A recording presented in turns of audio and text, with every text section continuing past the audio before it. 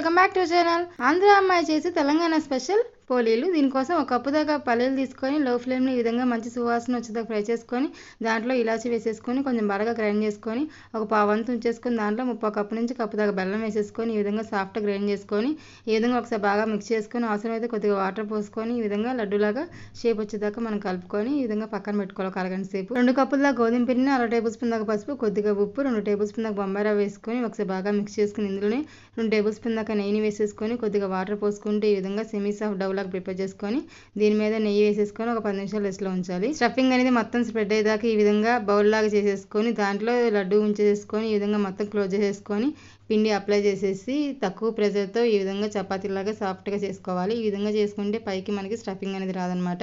పెనం అనేది high flame heat అయిన తర్వాత ఈ విధంగా వేసేసుకొని నెయ్యి అప్లై చేసుకుంటూ 2 వైపులా కాల్చుకొని సర్వ్ చేసుకుంటే ఎంతో టేస్టీగా పీనట్ పోలీలు రెడీ. ఈ వీడియో మీకు నచ్చితే లైక్ చేయండి, మా ఛానల్ సబ్స్క్రైబ్